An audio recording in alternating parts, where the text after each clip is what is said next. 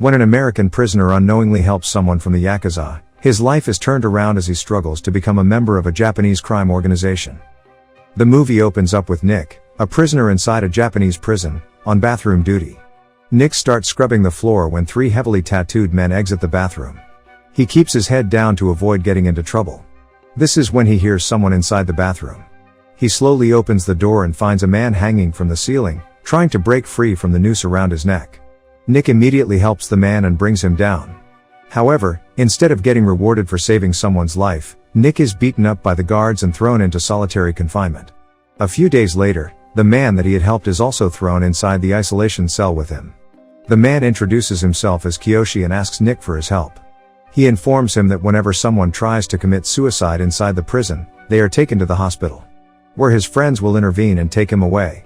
He assures him that if Nick helps him, he will make sure that his friends come back to break him out of prison as well.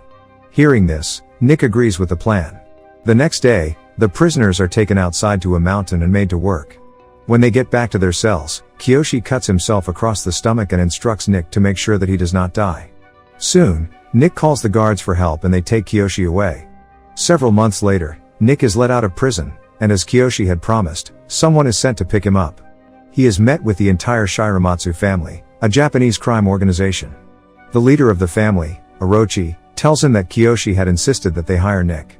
He then presents him with a job and tells him that the organization had been in talks with an American, however, they had been reaching a dead end. This is where Nick would come in, and help negotiate to reach an agreement. The next day, Nick is taken to a factory to meet someone called Panetti while Kiyoshi waits in the car for him. Panetti tells Nick that the United States had won the war, which meant that he could do whatever he wanted with the weapons that they had stolen from the Japanese. Hearing this, Nick picks up a typewriter and smashes it on Panetti's head until he is bloody and unconscious.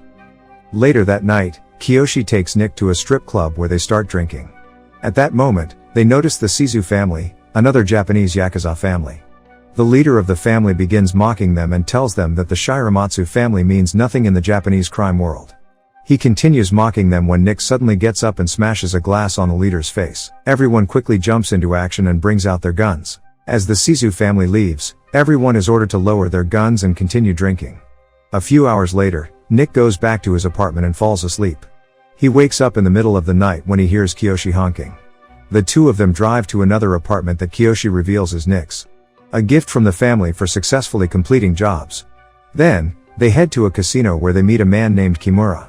Together, they kill Kimura for disrespecting the Shiramatsu family. Back at the club, Orochi asks Kiyoshi why Nick has not left yet. He assures him that Nick is not going to be any trouble for them. Just then, a man whispers something in his ear. He heads down to the dance floor, while Nick watches him. He notices Kiyoshi dragging a woman away and decides to follow them. Kiyoshi tells Nick that the woman is his sister, Miyu, and asks him to take her home. He does as he is told, but ends up staying the night with her. In the morning, he meets with Kiyoshi, who tells him that he needs to head to the port and find the guns that the US Army was planning on selling. When he gets to the port, Shizu men show up and tell him that they have already taken the guns. Before their leader leaves, he orders his men to kill Nick. However, Nick overpowers them and manages to take all of them down. Sometime later, the Shiramatsu family gathers around their boss, who is not happy with the deaths of Shizu men. Kiyoshi takes responsibility for sending Nick, but instead of cooling down, the boss remains angry. Knowing he had gone against the boss's orders, Nick cuts off 2 fingers to show his respect. Kiyoshi does the same and their fingers are presented to the Shizu as a show of respect. Meanwhile, the boss and Nick head to a forest where Nick is officially welcomed into the family. After the ceremony, Kiyoshi confronts Nick and tells him to stay away from his sister because he does not want her to end up with the Yakuza. As expected, Nick does not listen to him and continues to see Miyu behind his back. As time goes on, Nick becomes a part of the Yakuza and continues carrying out their work. A few days later, the Shiramatsu meet with a representative from the Shizu family. The man offers Shiramatsu an investment opportunity that would allow both families to share their profit. However, the boss feels insulted and he refuses to budge on his decision. Kiyoshi's brother, Orochi, disagrees with the boss's decision and tells Kiyoshi that they should take up the Shizu on their offer. Orochi tells Nick that Kiyoshi had rescued him from his abusive father. Before he can say anything else, Kiyoshi orders him to go home since he is drunk. Instead of leaving for home, he goes to Miyu. He tries touching her but she pushes him away. This does not sit well with him and he slaps her before attacking her. However, he manages to stop himself just in time and leaves after apologizing to her. The next night, the boss goes to a sumo match hosted by the Shizu. The Shizu leader tells the boss that the Shiramatsu should consider joining forces. The boss takes this as a sign of disrespect and leaves the match. The Shiramatsu men leave as well. While walking through the alleys, a man named Paulie stops Nick. The two of them had served together in the same unit. Paulie tells Nick that the two of them should go back to his apartment for drinks, but Nick refuses. Hearing this, Paulie threatens to tell the army about his whereabouts. Nick invites him back to his apartment and the two of them share a drink. Then, he grabs a knife and slits Pauline's throat, killing him. He then heads to Miyu's house and knocks on her door. When she doesn't answer, he walks inside and finds Miyu crying and injured. He asks her who had hurt her, but she refuses to say anything. Instead, she tells him that she is pregnant. She insists that Nick should stop trying to protect her. Once Miyu falls asleep, Nick heads to Kiyoshi's house and tells him that he has betrayed him.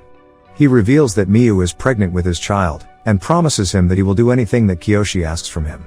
Kiyoshi hands him 2 katanas and tells him that his father had left these for him before he died because he had a family to protect. He hands Nick the katanas and tells him that Miyu is now his to protect.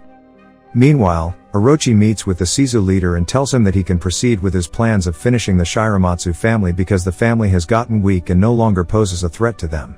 Elsewhere, the boss is escorted into a shop by Kiyoshi and Nick. The two men wait outside while the boss heads inside a cubicle. All of a sudden, Nick realizes that things have been too quiet and quickly heads towards the cubicle. He pulls the curtain away and finds the boss pinned against a wall with a knife at his throat. Nick jumps into action and kills the man. The three of them then head outside and get into their car. Kiyoshi, who is in the driving seat, is unable to start the car. Just then, 2 Siezu men show up and shoot inside the car before running away. Nick manages to save the boss, but he notices a little too late that Kiyoshi has been shot. The shot proves to be fatal and Kiyoshi dies. Back at the Shiramatsu compound, the boss is told by his men that Orochi had betrayed the family. Even though the boss has a hard time believing that Orochi would betray him, he claims that they are now at war with the Shizu family. Despite protests from his men that they have lost too many men and will not be able to win the war, the boss remains steadfast in his decision. During this, a man informs Nick that Miyu had arrived at the compound and that he should see her. Knowing that Miyu was going to have a hard time accepting the death of her only brother, he heads outside to meet her. Miyu immediately hugs him and starts hysterically crying.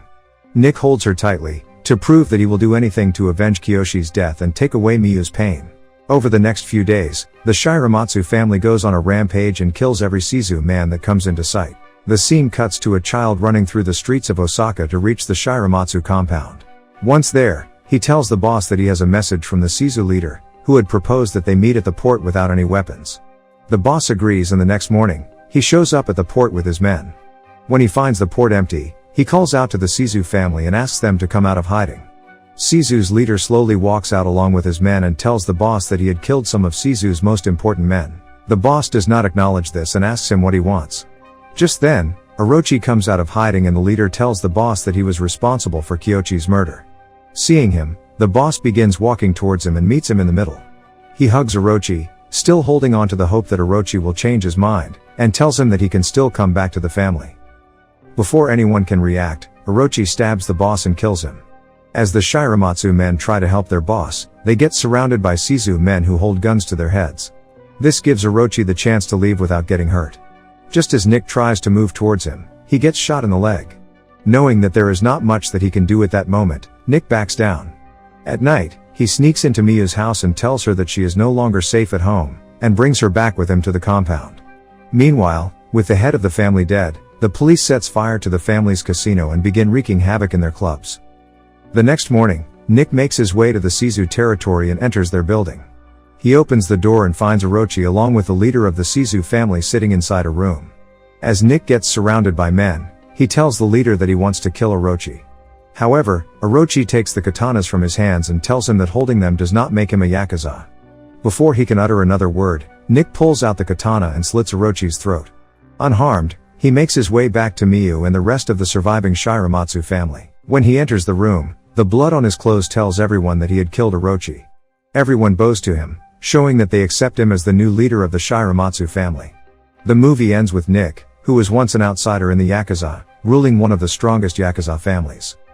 If you enjoyed the video, make sure you smash that like button, leave a comment, subscribe, and turn on notifications to help the channel out. Thank you for watching, and see you in the next video.